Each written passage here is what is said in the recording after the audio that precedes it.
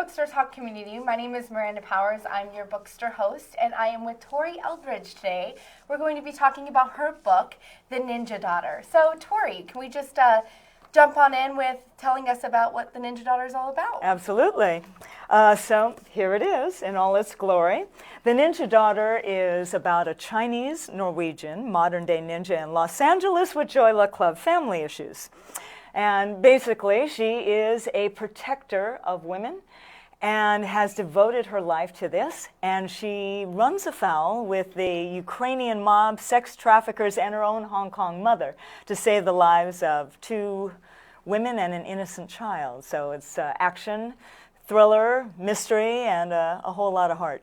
A whole lot of heart. I've actually read the book, and I'm really interested in the character of Lily Wong. She is a fighter, she's a warrior, she's a lot of everything. So what kind of style of fighting does Lily do?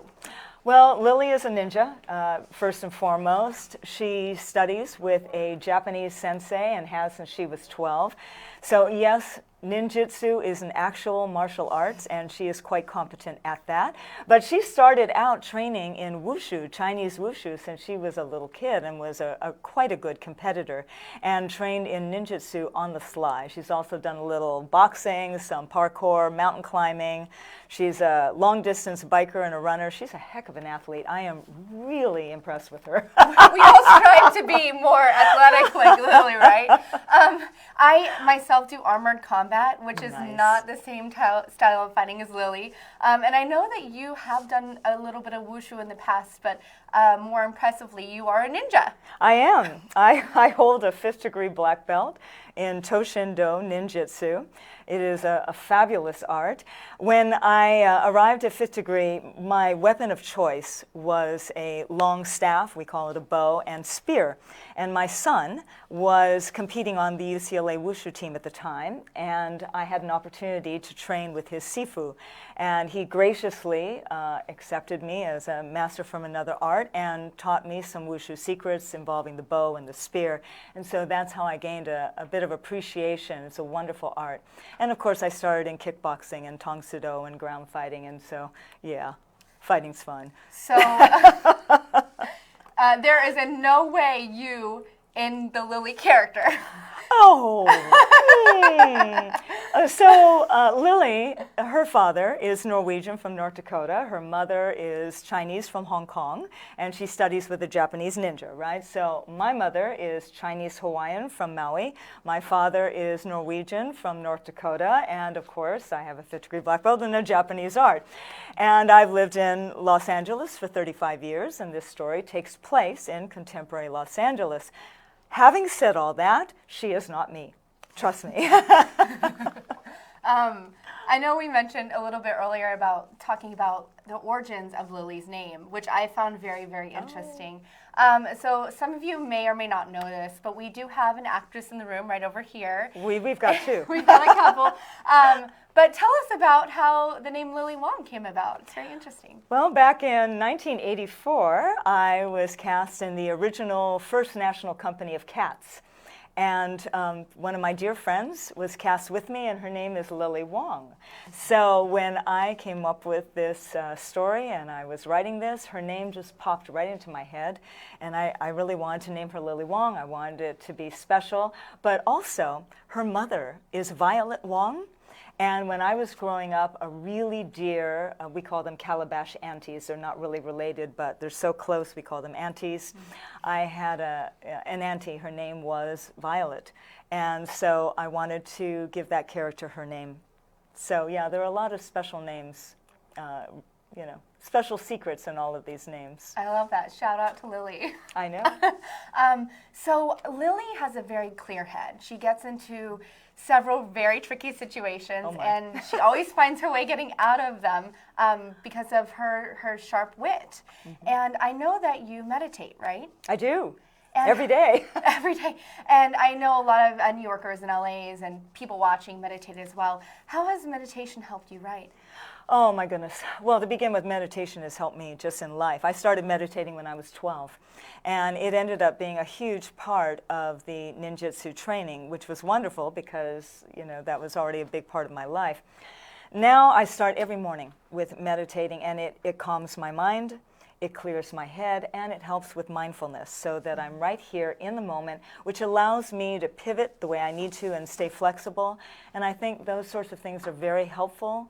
When you're writing, it helps with focus, and it helps you flow and change the way you need to without getting stuck and overly attached. If you know about non-attachment, you'll know what I'm talking about, without getting overly attached to a certain direction. Mm-hmm. Mm-hmm. And I have heard people call your novel an own voice novel regarding like ninja and heritage. Mm-hmm. Can you just talk a little bit more about what that might mean to people who might not know what that means? Sure. Own voices. What that means is that you're writing a book that is coming from your own personal heritage. Generally, it's referring to heritage, but it could be experience, but mostly that's what it's talking about. So with Lily being Chinese-Norwegian and me being Chinese-Norwegian, this is something that's coming from an authentic source, so to speak, and that's what they mean by own voices. And I just love that, because reading the book myself, I've learned a lot about Chinese and some Ukrainians. I don't want to give away too much yes, over here. Those Ukrainians in this story. But there's a lot that anybody can connect to. So I found myself really connecting to how strong-minded Lily was, how Lily really cared about her family, how she really loved her sisters. That's something I can connect to. Yeah. And her love for Rose was just something that I found really near and dear to me. So I definitely say that no matter what your heritage is, you can definitely connect to this novel, and you can really pick something and take a lesson and learn from it too. I'm really glad you said that, because ultimately it's about family and it's about relationships. Mm-hmm. It's nice when that family and relationships is a dive into a new culture, because you're getting to see a new perspective and you're getting to visit another community, and that's something as a reader I've always been very interested in. And usually when I want to get that kind of deep dive into another culture, I'm reading historical fiction, I'm reading literary fiction.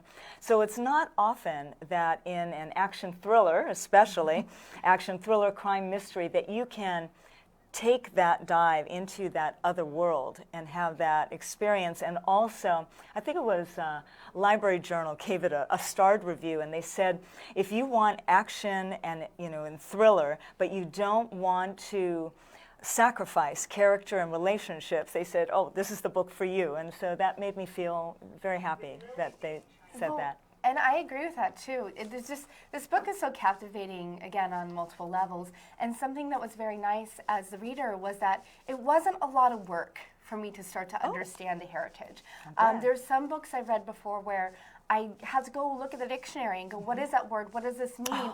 And the way that it's tied in, everything is tied in for the reader to understand and to be invited into that heritage and into those circumstances. So really good work with that. It's very enjoyable. Thank you. I love hearing that. That's exactly what I want to hear. And especially for your first novel, first published novel. First published novel, that's right. So I appreciate that.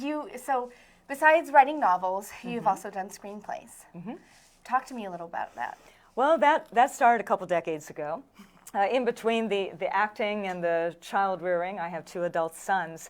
My husband is a television and film producer, and we would get a lot of screenplays, and so I wanted to try my hand at that. And the first one that I really had locked in, it ended up becoming a semi-finalist for the Nicole Fellowship. Oh, wow. So I was very pleased with that. But everyone who read it said you should be writing novels. So I did, and I turned it into a novel. And it was a fabulous process, and I loved it. But at that time, I really wanted to focus on raising my sons, and I was just getting involved in the martial arts, and oh my goodness. So I put that novel in a closet and thought, I'll get back to that. And went on with the martial arts, wrote a nonfiction, started a clothing line, meditation jewelry, website, all of this stuff.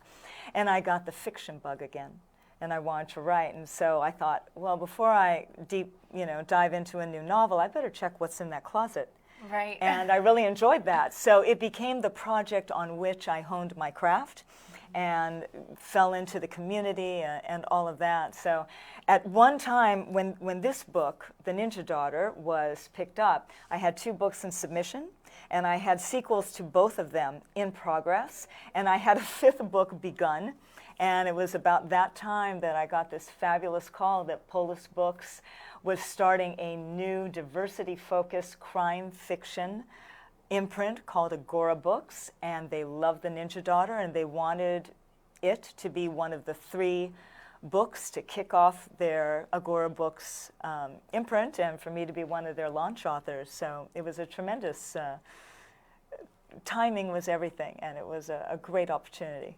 I love hearing about that, like hearing your journey to taking the Ninja Daughter. And you mentioned even like going back in the closet and seeing your other manuscripts that you've written before and stuff. I think that's so important as writers to, like if you have a project that you're really invested in, sometimes you need to step away and take some time and go back to it, right? It's true. It really helps. Time away. Do you have anything like that now that you've kind of put in the closet but you're excited to dig back out?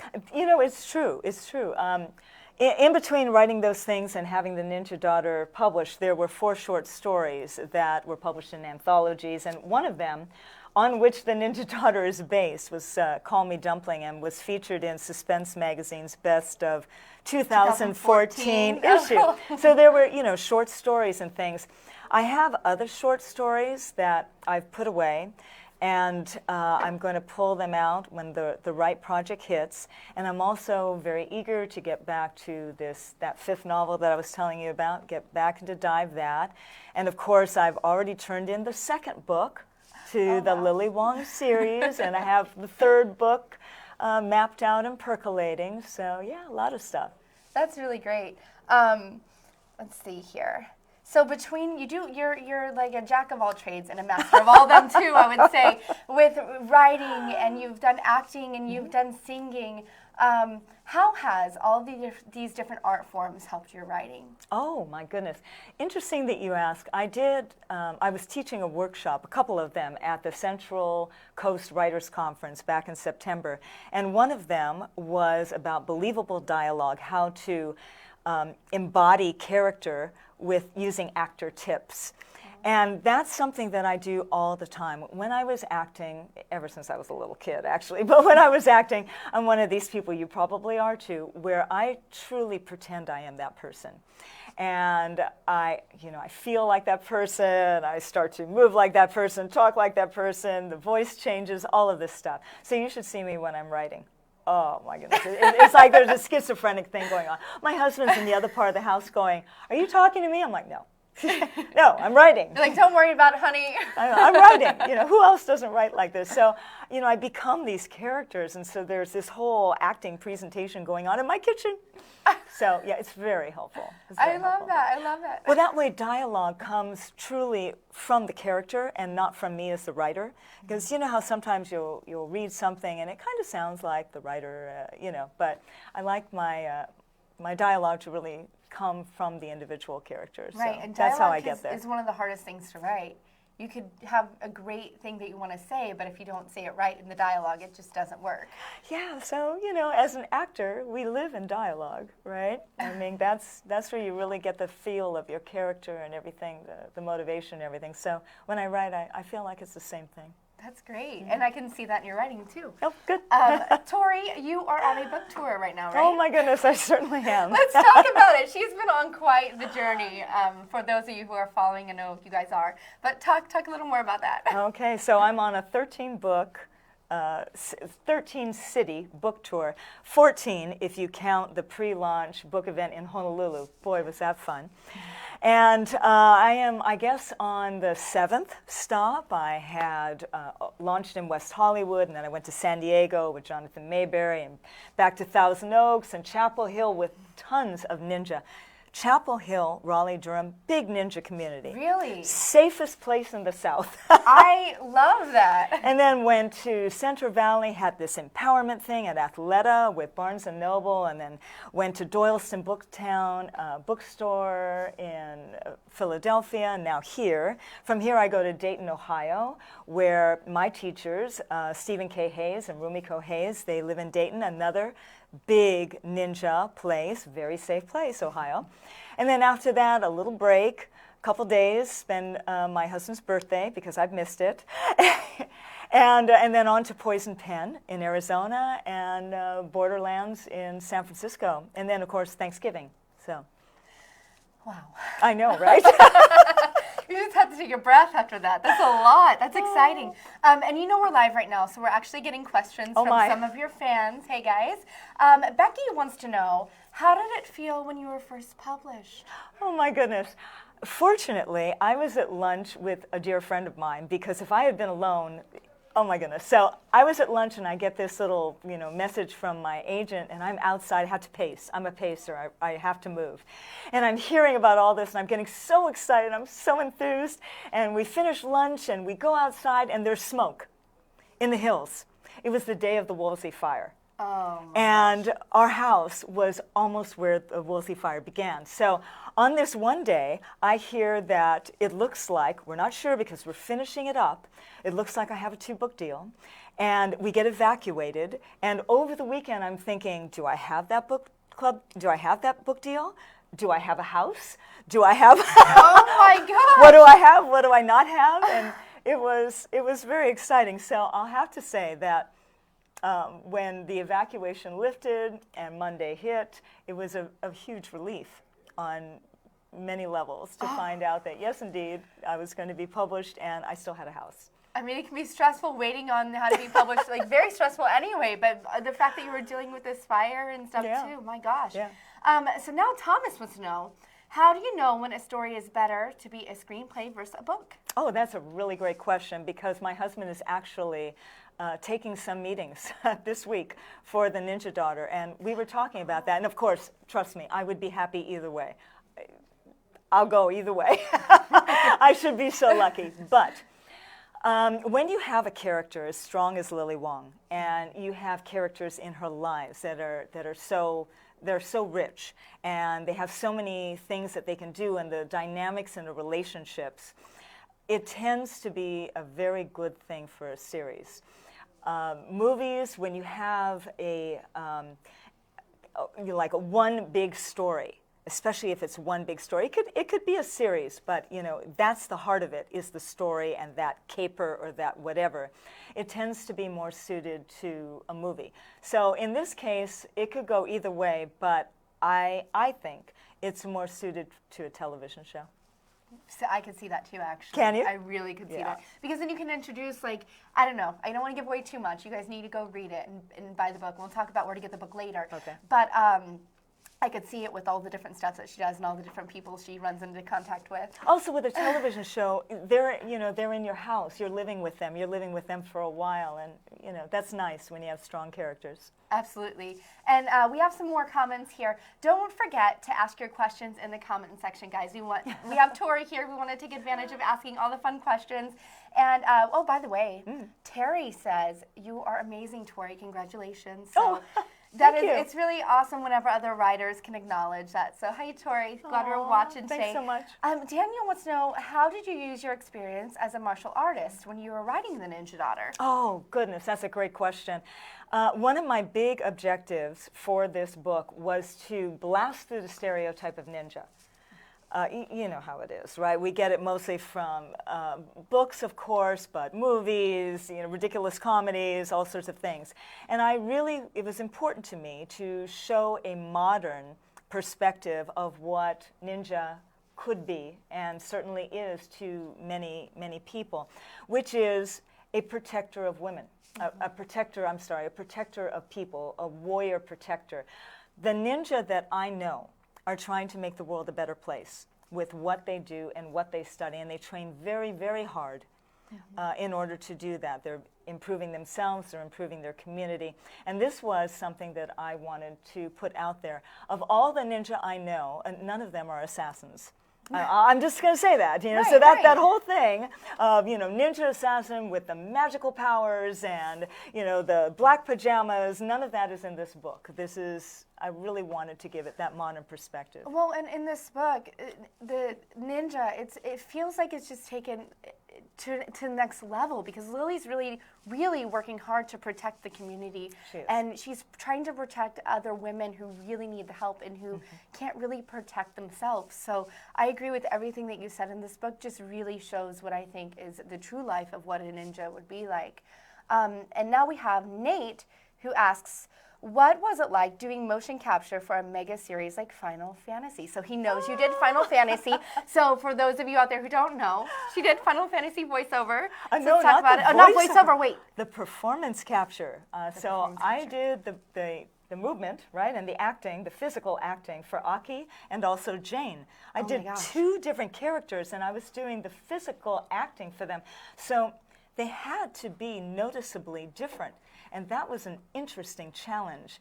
And one of the things that I did was I had different pairs of shoes that helped shift my weight, and I had a different posture and a different mannerism.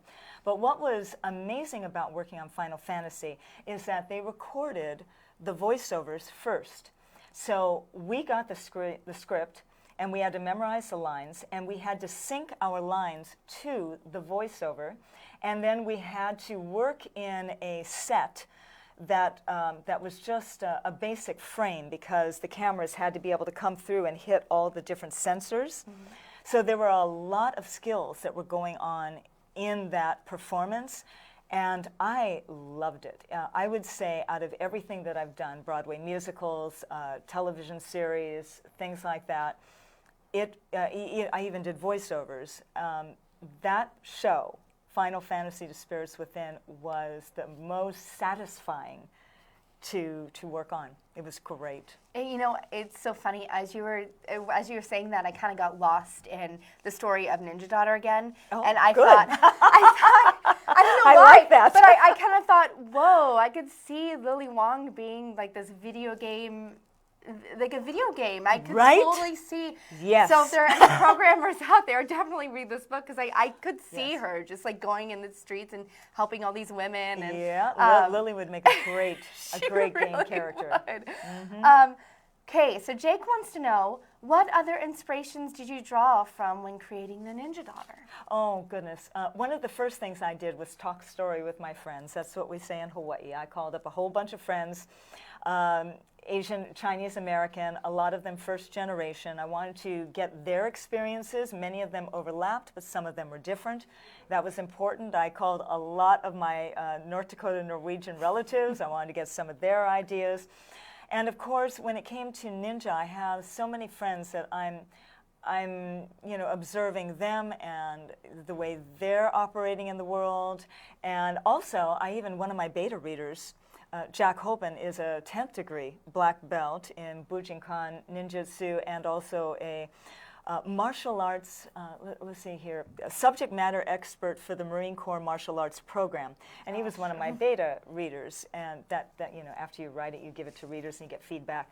And so that was just, I just wanted to make sure that I had, somebody checking my work and going, yeah, that rings true. I'm good with that. Makes sense, but I believe that. That's accurate. Yes, and then of course there was a lot of research involved with some of the expertise and things. So part of it from my own experience, part of it from others, and part of it research and double checking. So I have a really exciting question here. Okay. It just seems the person who asked it was Jane, and it seems like Jane has already read the book, because she has to have insight to ask this question. But she asks, there's a lot of Ukrainian madness in the news lately. Were you surprised, considering Ukrainian was essential to the plot of this book? Yes. So she knows. That was kind of a timely thing, wasn't it? Very timely. My husband said, "Oh my goodness, you see what's happening, and and how that's relating to your novel." I was like, "Oh my goodness." In fact, there are so many timely things that are coming now related to the Ninja Daughter that I didn't think of and weren't happening when I came up with the idea and when I was starting to write. So it was just one of those things that happened. This kind of Asian explosion with Crazy Rich Asians and, you know, all these new movies. It was so wonderful to see my community, you know, being out there getting represented. So that was something new. The Me Too movement and all of this awareness, that was something new. The Ukrainians in the news, that was something new. And there seems to be an even greater push right now for diversity. It wasn't new, but there seems to, I feel like it's in front in a very good and powerful, strong way. Genuine. Very genuine. And so all in all, I'm thrilled. It feels like the perfect time for Lily Wong. It really is. So Zoe wants to know, who is your favorite book or author and why? Oh, favorite book and author. Okay, one of my favorite authors, if I'm looking at the style of writing and thinking, oh, I wouldn't mind being compared to him, it's a man, is F. Paul Wilson. He has a way of writing that is just vividly efficient or efficiently vivid, I'm not sure what, but every word earns its spot on that page, and I love that about him. So that's a wonderful thing. J.T. Ellison, oh my goodness. There are so many wonderful writers. Where the Crawdads, that book, Where the Crawdads Live, is that what, I'm blanking. That was a fantastic book. I read everything, by the way, sci-fi, everything. Oh, okay, so here we go. Historical crime fiction. I'm going to have to shout out to David Morrell and the Fine Art of Murder, you know, all sorts. But the book that made me want to write and made me want to read, Pearl S. Buck's The Good Earth, when I was a kid. What a weird kid I was. That's not weird. I don't know. It got me chain reading. Yeah. I have a question here from Alice that really excites me. Oh. Does own voices mean you can only write about your exact ethnicity, or can it be broader? It depends what you mean about that. If you're going to call a book an own voices book, then whatever the diversity is that's in that book is matching the author, because that's just what that's called. That said, I don't believe that any author should be limited to writing about their own heritage, nor do I believe that other authors should be prohibited from writing about other cultures. I think it's a wonderful thing. I think we should embrace that. We should investigate it. We should be creative with it. We should want to write about new things. That first book that I was talking about that came from the screenplay, it was set in Brazil. I had a wonderful time researching that and getting to know that culture, and the sequel to that was in Bali. So I encourage people, stretch, write, research, see what excites you. If it excites you, you're going to really dive into that research, and you're going to get a really good sense of that, because in the end, really what matters is the authenticity. Right. Do it well. Do it, but do it well. Do it well and do it respectful. Absolutely. Right? It's wonderful. Absolutely. Alicia wants to know, has there ever been more difficulty getting a story brought in because there is diversity in it? I believe that is a thing. It's a very important thing. I personally have not run into it. So I can't speak to that, but I have many friends who could speak to that very well. So it's of course, my imprint, my publisher, Polis Books, Agora Books, they love that about it. I mean, that's what they wanted. That's what they were looking for, is something that's, you know, out of the box, that's, you know, reaching out to these new communities. So they were all over that. They love that. I love it. That's so great. So Andressa wants to know, did your Broadway and off-Broadway history have an impact or serve as inspiration for your work? Oh my goodness, yes. Again, there's that, the way acting and embodying character comes out in dialogue. That's huge. And of course, pretending really helps you to dive in the creation of any kind of story. So yes on that. And then I'll say that any kind of experience that increases your life experience, hugely important for an author. So yeah, it's fun. Oh, and it's really great for stuff like this because it's all very familiar, talking with people and a camera and winging it, and yeah. Right, relax, makes you very you don't have to worry about it. No. I enjoy this sort of thing. Ted wants to know, what's your favorite thing about being an author? Oh my goodness. As outgoing as I am, I really love just being quiet and being in my own little world and not seeing anybody, not talking to anybody except my husband, and just being in this make-believe world. I've been doing this since I was a kid. And so I think there's something really gratifying about that, to be able to create something from nothing, and I enjoy it, and it's rejuvenating, and I like it. So what should someone who wants to get into writing do? If they want to be an author, what should they do?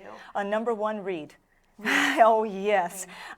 You've got to read and be widely read. Read all sorts of things. The other thing I always recommend is community. There are so many writers' communities out there. There are writer associations. I belong to the International Thriller Writers, the Horror Writers Association, Sisters in Crime, Mystery Writers of America, blah, blah, blah, right? And I have like these groups, the Coffee House group, and all of these groups, they bring you in the company of writers who are going through what you're going through. You can ask them questions. They've been there before. Sometimes they're behind you. Either way, it's the one thing, if I would say more than anything, get involved, community. Right, community. And I do a little bit of writing. I do a little bit of screenplay at nice. Gothic Writers. And after taking that class there, I actually found my writing group. Oh, like good. we stayed into writing groups. So even finding I know my brother-in-law in Missouri, he has an online writing group because he's not in New York, or you don't have to be in a big city, right? Like there's communities no matter where you go. But he wanted to stick with his community in a big city, so finding your writing group, and I just think that's great with reading as much as you can all the time. Yeah. So do you have any final thoughts that you want to leave with the Bookstr audiences? Oh my goodness, final thoughts. I hope you get the book, and I hope you enjoy it. It's got some really deep, gritty issues, but Lily, boy, she's got a sardonic sense of humor. So you're going to find that out right in the first page. Dives into action, but she's got that quirky sense of humor, and with all of this, there's those deep family themes. And so it's an unusual action thriller, let me put it that way. And where can our audience find your book? Oh, well, everywhere. I would love it if you went to your local favorite independent bookstore and asked them. Just say, I want The Ninja Daughter by Tori Eldridge. Please order it for me. That would be wonderful. Of course, you can get it at all the big places. You can get it on Amazon. Hey, it's also got an audiobook. Oh, my goodness. Oh, let's talk about that. Who did the audio for your audiobook? Oh, she's so fantastic. Her name is Natalie Naudis. She used to be an opera singer. Oh my goodness. And of course, she's Chinese-American. She speaks Mandarin. All of these languages, because there's not just those cultures that Lily is. We're in Los Angeles, right? Los Angeles is a macrocosm for Lily's multicultural experience. So, there's all of these languages that are going to pop up, not only in the first book, but even more in the second. And she's got the dialects down. She's got the kind of voice you want to listen to for a whole series.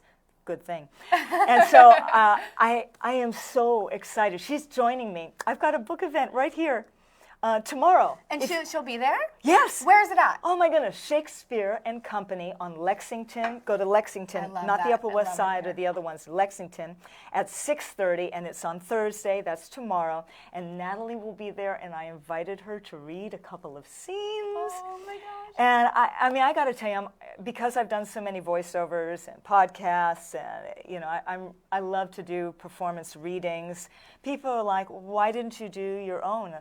I'm like, well, to begin with, it was published by Blackstone Audio, and it's like, it's their baby. I was so glad that they gave me a choice of, narrators. But when people say, didn't you want to put yourself forth? And I said, no, because while there are a lot of skills that we have in common, there are some very specific skills that narrators have that would take so long to learn. This gal, The Ninja Daughter, is Natalie's 101st book that she's narrated. Oh, wow. This gal knows a thing or two. Yeah, if you Congrats, like audiobooks, Natalie. look it up. That's Audible. great. Yeah. So you are a very exciting person. Just from this little time that I've known you.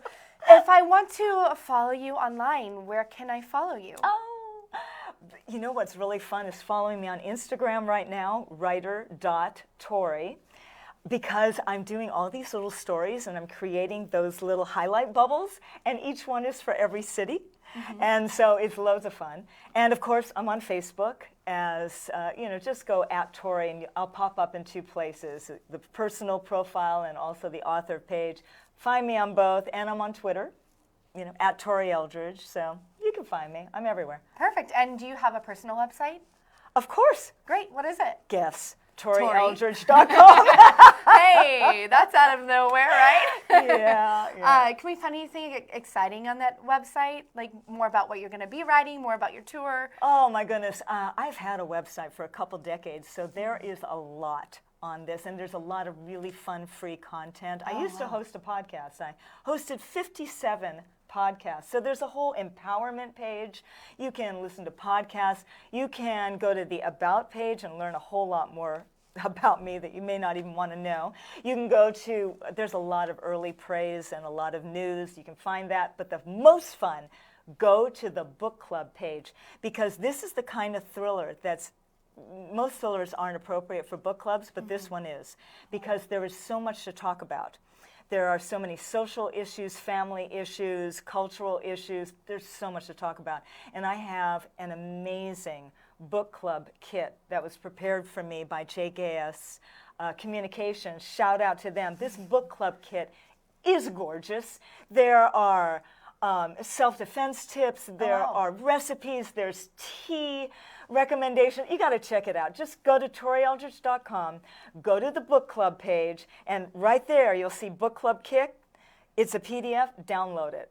Check it out. It's super cool. I love it. I definitely am going to check it out. So everybody, we just want to thank Tori for being here today, talking to us more about her book, The Ninja Daughter. And if you're in New York City, you can go see her tomorrow at Shakespeare & Co., right? On Lexington. Shout out to Bookstr. Make sure you follow them on Instagram and Twitter, Facebook, like them.